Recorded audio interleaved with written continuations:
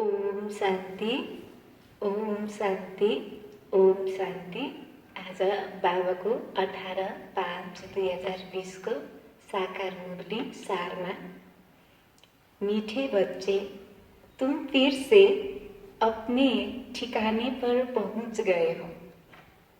तुमने बाप द्वारा रचता और रचना को जान लिया है, तो खुशी में रोमांस खड़े हो जाने चाहिए। बाबाले सारमा भन्नुहुन्छ कि मीठे बच्चे, तिमी फेरि आफ्नो ठिकानेमा पुग्यौ। जो बाबा तिमीलाई रचता र रचनाको ज्ञान दिनुहुन्छ, त त्यो रचता र रचनाको ज्ञान हामीले बाबाद्वारा जान्यौं। त यो जानिसकेपछि हाम्रो खुशी में रोमांस खड़े हो जाने चाहिए। प्रश्नमा, इस समय बाबा तुम बच्चों का श्रृंगार क्यों कर रहे हैं? बाबाले प्रश्न सोध्नुहुन्छ कि यो समयमा बाबाले हामी सबै बच्चाको श्रृंगार किन गर्नुहुन्छ? उत्तर, क्योंकि अभी हमें सज धज कर विष्णुपुरी में जाना है। हम इस ज्ञान से सजकर विश्व के महाराजा महारानी बनते हैं। अभी संगम युग पर है। बाबा टीचर बनकर पढ़ा रहे हैं, पियर घर से ससुर घर में ले जाने के लिए। यो संगम युगमा बाबाले हाम्रो श्रृंगार किन गर्नुहुन्छ?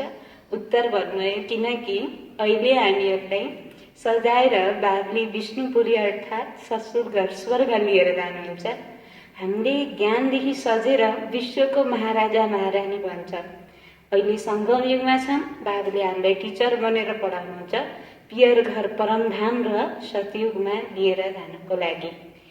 गीतमा आखिर वह दिन आया आज। ओम शांति। मीठे मीठे स्वीट चिल्ड्रेन, मीठे मीठे सिकिलदे बच्चों ने गीत सुना। तुम बच्चे ही जानते हो कि आधा कल्प जिस मासुक को याद किया है, आखिर वह मिले है। आधा कल्पसम्म जो मासुकले हामीले याद गर्यौं, आखिर वह मिले। दुनिया यह नहीं जानती कि हम कोई आधा कल्प भक्ति करते हैं, मासुक बाप को पुकारते हैं। हम आशिक है, वह मासुक है। हामी सबै आत्माहरू आशिक, परमात्मा मासुक। यह भी कोई नहीं जानते। बाबा कहते, रावण ने तुमको बिल्कुल ही तुक्ष बुद्धि बना दिया है, खास भारतवासियों को। तुम देवी देवता थे, यह भी भूल गए, तो तुक्ष बुद्धि हुए। अपने धर्म को भूल जाना, यह है तुक्ष बुद्धि का काम। जुन असुरमा जो आत्मा को हामी सबैका आदि सनातन जो धर्म थियो, देवी देवता धर्म, त्यसलाई भुल्नु पनि योग्य रहेछ। तुक्ष बुद्धिको काम। यह सिर्फ तुम जानते हो, हम भारतवासी स्वर्गवासी थे। यह भारत स्वर्ग था, थोड़ा ही समय हुआ है। 12 से 50 वर्ष तो सतयुग था, और 12 से 50 वर्ष राम राज्य चला। उस समय अथाह सुख था। सुख को याद कर रोमांस खड़े हो जाने चाहिए। सतयुग, त्रेतायुग, द्वापर युग, कलयुग यह पास हो गए। सतयुग की आयु कितनी थी, यह भी कोई नहीं जानते। लाखों वर्ष कैसे हो सकता है? अभी बाबा आकर समझाते हैं, तुमको माया ने कितना तुक्ष बुद्धि बना दिया है। दुनिया में कोई अपने को तुक्ष बुद्धि समझते नहीं। तुम जानते हो, हम कल तुक्ष बुद्धि थे। अभी बाबा ने इतनी बुद्धि दी है, जो रचता रचना के आदि मध्य अंत को हम जान गए। कल नहीं जानते थे, आज जाना है। जितना जितना जानते जाते हैं, उतना खुशी में रोमांच खड़े होते जाएंगे। बाबाले भन्नुहुन्छ कि पहिला त हामीलाई यो रचता रचनाको केहीको ज्ञान थिएन, र बाबाले अहिले आएर हामीले सबै त्यो आदि मध्य अन्तको ज्ञान दिनुहुन्छ, र त्यो ज्ञानबाट नै हाम्रो खुसीमा रोमांच खड़े होते जाएंगे। यो ज्ञान को मनन चिंतन करेपछि हम फिर से अपने ठिकाने पर पहुंचते हैं। बरोबर बाबा ने हमको स्वर्ग की राजाई दी थी, फिर हमने गवा दी। अभी पतित बन पड़े। सतयुग को पतित नहीं कहेंगे, वह है ही पावन दुनिया। मनुष्य कहते हैं कि पतित पावन आओ। रावण राज्य में पावन ऊंच कोई हो नहीं सकता। यो दुनिया रावण राज्य में कोई पनि यो पावन ऊंच न सक्दैन सिवाय एक शिव बाबा को। ऊंचते ऊंच बाप के बच्चे बने तो ऊंच भी बने। बाबा को बच्चा बनू भनेको नै ऊंच बन्नु। तुम बच्चों ने बाप को जाना है। बाबा द्वारा हामी सबैले बाबालाई चिन्यौं। 24 नम्बरबार पुरुषार्थ अनुसार सबै बच्चा पनि अझै त्यसमा पनि पुरुषार्थ अनुसार अपने दिल से सवेरे उठकर पूछो अमृत बेला का समय अच्छा है। यो सोच्नको लागि बाबले समय दिनुहुन्छ। अमृत बेला सवेरे अमृत बेले बैठ कर यह ख्याल करो, बाबा हमारा बाप भी है, टीचर भी है। ओ गॉड फादर, हे परम पिता परमात्मा, तो कहते ही है।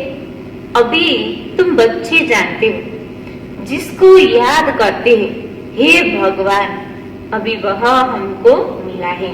आज यो संसारमा जसलाई भगवान भनेर पुकार्छ त त्यो भगवान हामीलाई पिता टिचर सद्गुरुको रूपमा हामीलाई मिलेर रोज हामीलाई पाल्न पनि दिनुहुन्छ, हामीलाई रोज पढाउनुहुन्छ र अन्तिममा साथ पनि लिएर जानुहुन्छ। फिर हम फिर से बेहद का वर्षा ले रहे हैं। वह है लौकिक बाप, यह है बेहद का बाप। तुम्हारा लौकिक बाप से बाप भी उस बेहद के बाप को याद करते हैं। लौकिक शरीर को पिता पनि याद करने वाला वही बेहद को बाबा शिव बाबालाई। तो बापों का बाप पतियों का पति भी वह हो गए। यह भी भारतवासी ही कहते हैं, क्योंकि अभी मैं बापों का बाप पतियों का पति बनता हूँ। अभी मैं तुम्हारा बाप भी हूँ।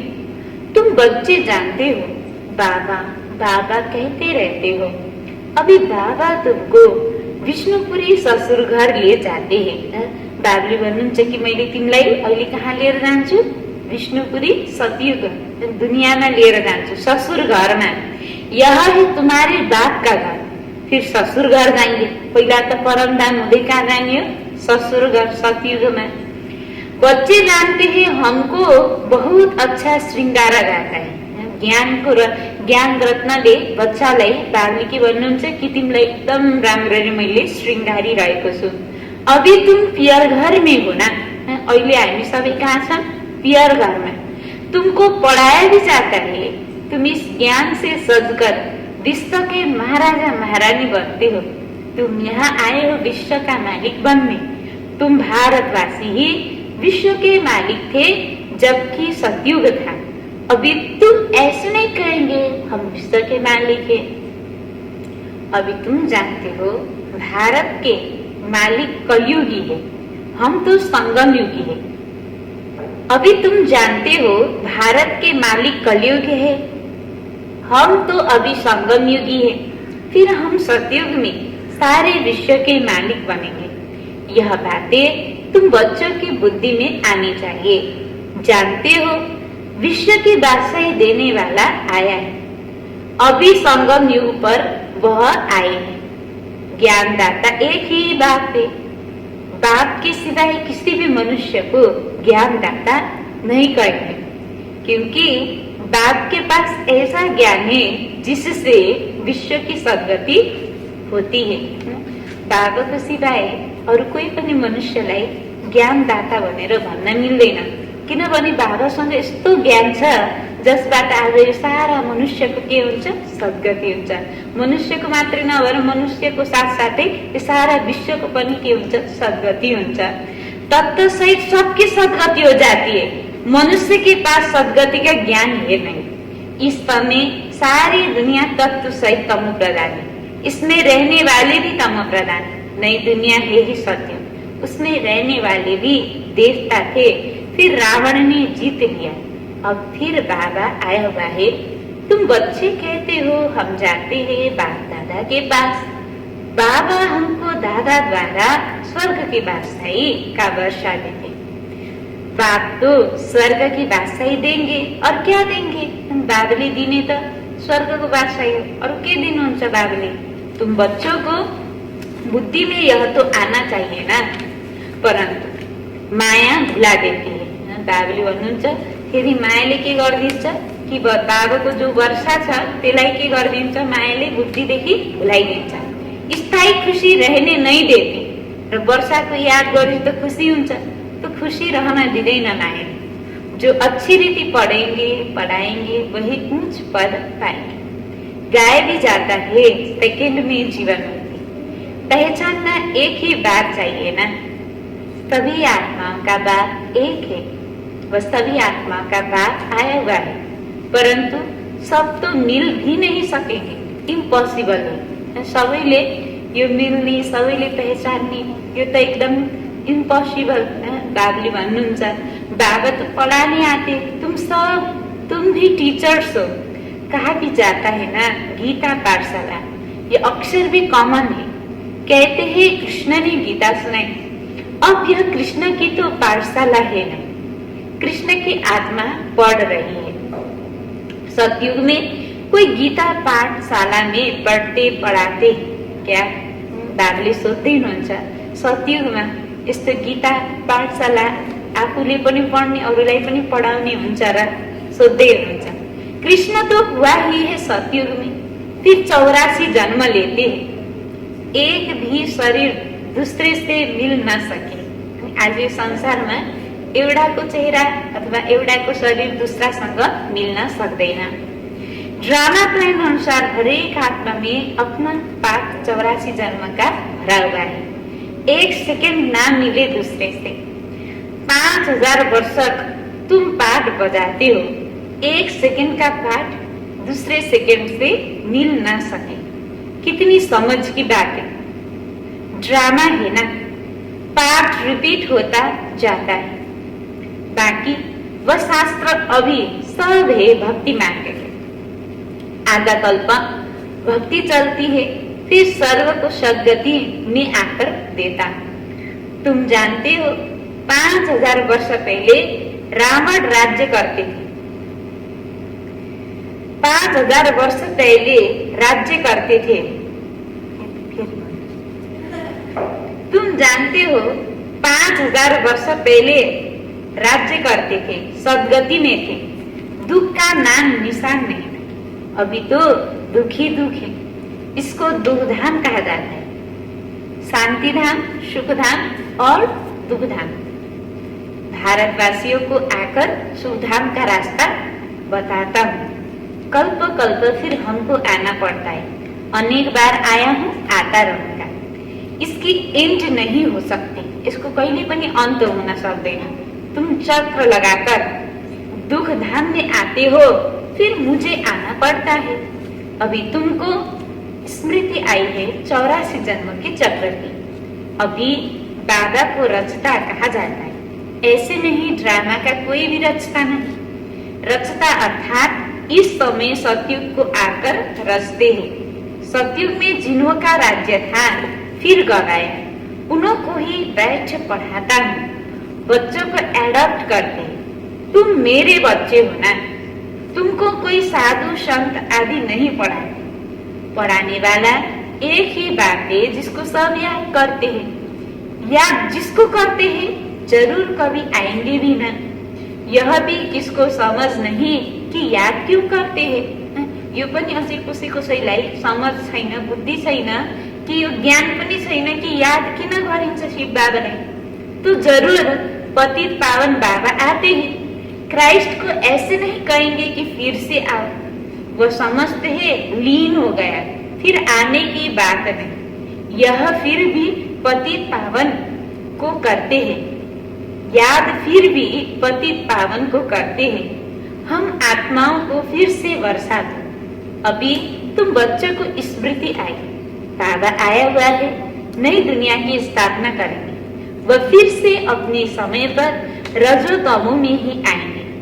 अभी तुम बच्चे समझते हो, हम मास्टर नॉलेजफुल बनते हैं। एक बात ही है, जो तुम बच्चों को पढ़ाकर विश्व का मालिक बना देते, खुद नहीं बनते, इसलिए उसको कहा जाता है निष्काम सेवाधारी।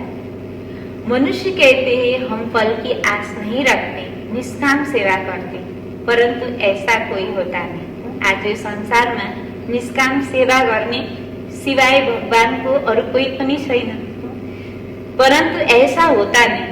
जैसे संस्कार ले जाते उसके अनुसार उसका जन्म मिलता है, कर्म का फल अवश्य मिलता है।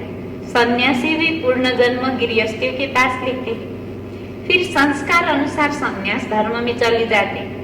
जैसे बाबा लड़ाई वालों का मिसाल देते हैं, कहते हैं गीता में लिखा हुआ है जो युद्ध के मैदान में मरेगा वह स्वर्ग में जाएगा, परंतु स्वर्ग का भी समय चाहिए ना। स्वर्ग तो लाखों वर्ष कर देते। अब तुम बच्चे जानते हो बाबा क्या समझाते, गीता में क्या लिख दिया है, कहते हैं भगवान में सर्वव्यापी। बाबा कहते हैं मैं अपने को ऐसी गाली कैसे दूंगा कि मैं सर्वव्यापी। कुत्ते बिल्ली सब में मुझे तो ज्ञान का सागर कहते, मैं अपने को ही फिर कैसे यह कहूंगा, कितना झूठ है। ज्ञान तो कोई में है नहीं। सन्यासियों आदियों का मान कितना है, क्योंकि पवित्र है। सतयुग में गुरु तो कोई होता नहीं। यहाँ तो स्त्री को कहते तुम्हारा पति गुरु ईश्वर है, दूसरा कोई गुरु नहीं करता। वह तो तब समझाया जाता है जब भक्ति भी सत्व प्रदान है। सतयुग में तो गुरु था नहीं, भक्ति की शुरुआत में ही गुरु होते हैं। पति ही सब कुछ होता है, गुरु नहीं करते। इन सब बातों को अभी तुम समझते। कई मनुष्य तो ब्रह्मा कुमार कुमारियों का नाम सुनकर ही डर जाते, क्योंकि समझते हैं यह भाई बहन बना है। अरे प्रजापिता ब्रह्मा का बच्चा बनना तो अच्छा है ना, बीके ही स्वर्ग का वर्षा लेते। अभी तुम ले रहे, तुम बीके बन रहे। दोनों कहते हैं हम भाई बहन, शरीर का भान विकार की बास निकल जाती है। हम एक बाप के बच्चे भाई बहन विकार में कैसे जा सकते हैं? यह तो महान पाप है। यह पवित्र रहने की युक्ति ड्रामा नहीं। सन्यासियों का है निर्वृत्त मार्ग, तुम हो प्रवृत्त मार्ग वाले। तुम्हें अब इस छीछी दुनिया की रस्म रिवाज को छोड़कर इस दुनिया को भूल जाना है। तुम स्वर्ग के मालिक थे। बाबले आपले स्मृति दिलाउँदै हुनुहुन्छ कि अब यो जति पनि यो दुनियाँको यो छीछी दुनियाँको रस्म रिवाजलाई छोडेर यो दुनियाँलाई तिमीले बुद्धिदेखि भुल कि तिमी स्वर्गको मालिक थियौ। रावणले तिमीलाई के बनायो? छीछी बनायो। यह भी बाबा ने समझाया है। कोई कहे हम कैसे माने कि हमने 84 जन्म लिए, 84 जन्म लिया है, यह तो हम अच्छा कहते। 84 जन्म नहीं लिया तो ठहरेगा ही नहीं। समझाया जाता है यह देवी देवता धर्म का नहीं, स्वर्ग में आ नहीं सकेगा। प्रजा में भी कम पद पाए, प्रजा में भी अच्छा पद कम पद है ना। यह बातें कोई शास्त्र में नहीं है। भगवान आकर किंगडम स्थापन करते हैं। बाबले आएर राजधानी स्थापन गर्नुहुन्छ। श्री कृष्ण तो वैकुंठ का मालिक था, स्थापना बाबा करते हैं। बाप ने गीता सुनाई जिससे यह पद पाया। फिर तो पढ़ने पढ़ाने की दरकार नहीं, तुम पढ़कर पद पा लेते हो। फिर थोड़े ही गीता का ज्ञान पढ़ेंगे, ज्ञान से सद्गति मिल गई। जितना पुरुषार्थ उतना उच्च पद पाएंगे। जितना पुरुषार्थ कल्प पहले किया था वह करते रहते। साक्षियों देखना है, टीचर को भी देखना है, इसने हमको पढ़ाया है, हमको इसने भी होशियार होना है। मार्जिन बहुत है, कोशिश करनी है उच्चते उच्च बनने का। भाग्य हुनुहुन्छ कि हाम्रो कोशिश मेहनत भनेको एकदम उच्च बनने को मेहनत लक्ष्य राख्नु छ। तो मूल बात है तमो प्रधान से सतो प्रधान बनने का। यह समझने की बात है ना। गृहस्थ व्यवहार में भी रहना है, बाप को याद करना है तो पावन बन जाएंगे। ये सब पति थे, इसमें दुख ही दुख है।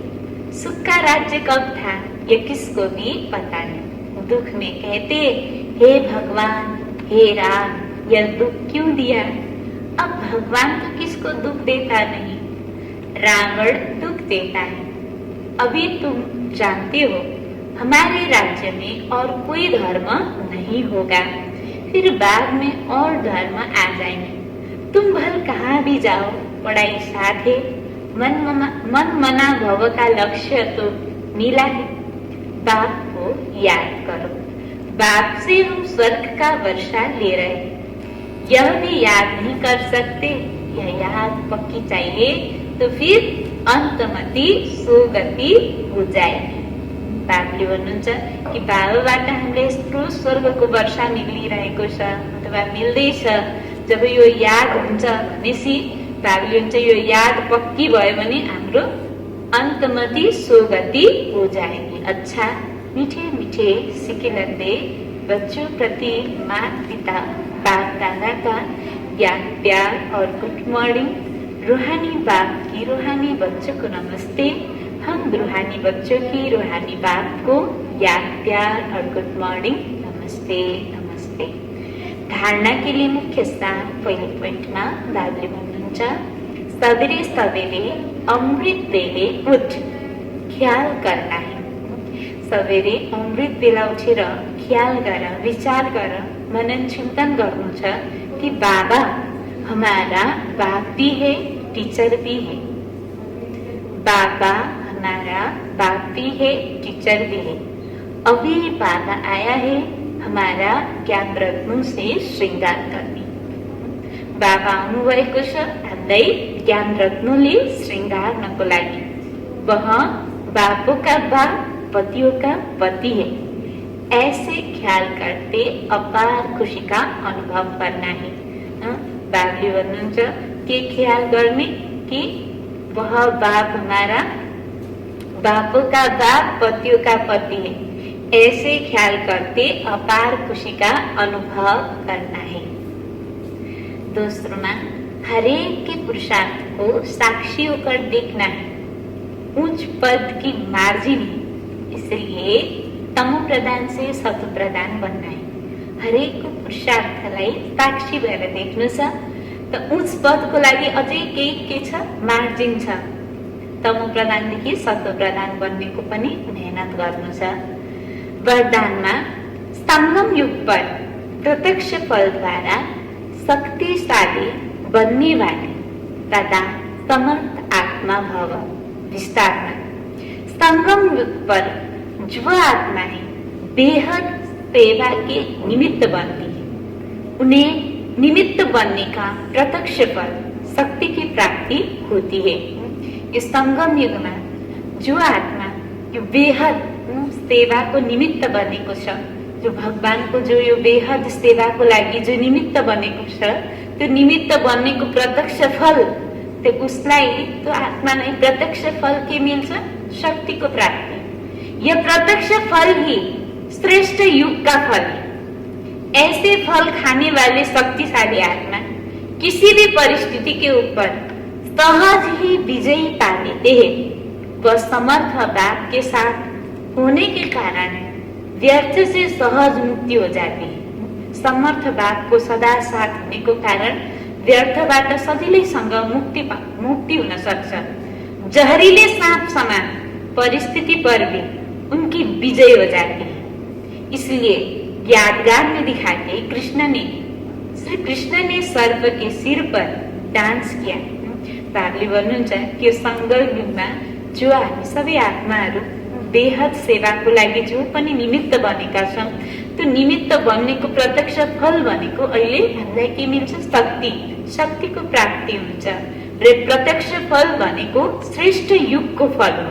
यस्तो फल खाने वाला शक्तिशाली आत्मा जस्तो पनि परिस्थितिमा उसले के गर्न सक्छ, सजिलै उस समर्थ बापको सदा साथ होनेको कारण व्यर्थबाट पनि सजिलैसँग मुक्ति हुन्छ। जहरीले सांप समान जस्तो पनि परिस्थिति होस्, त्यो परिस्थितिमाथि उसले विजय पाउँछ। जसरी यादगारमा देखाएको छ, श्री कृष्णले जहरीलो सांपको माथि डान्स गरेको सिरको माथि, त्यस्तै यो यादगार अहिलेको नै बाबुले भन्नुहुन्छ कि यो परिस्थितिमाथि विजय प्राप्त गरेको अहिलेको के हो त निशानी हो। स्लोगनमा पास विद ऑनर बनकर पास्ट को पास करो और बाप को सदा पास रहो। बाप के सदा पास रहो। पास विद ऑनर भनेर पास्टलाई पनि के गर, पास्ट को पास करो और बाप के सदा पास रहो। पास विद ऑनर बनकर पास्ट को पास करो और बाप के सदा पास रहो। आज को मुरली को सार में थियो, मीठे बच्चे तुम फिर से अपने ठिकाने पर पहुंच गए हो। तुमने बाप द्वारा रचना को जान लिया है, तो खुशी में रोमांच खड़े हो जाने चाहिए। प्रश्नमा इस समय बाबा तुम बच्चों को श्रृंगार क्यों कर रहे? उत्तर क्योंकि अभी हमें सज धज कर विष्णुपुरी में जाना है। हम इस ज्ञान से सजकर विश्व के महाराजा महारानी बनते हैं। अभी संगम युग पर है। बाबा टीचर बनकर पढ़ा रहे हैं, पियर घर से ससुर घर में ले जाने के लिए। ओम शांति।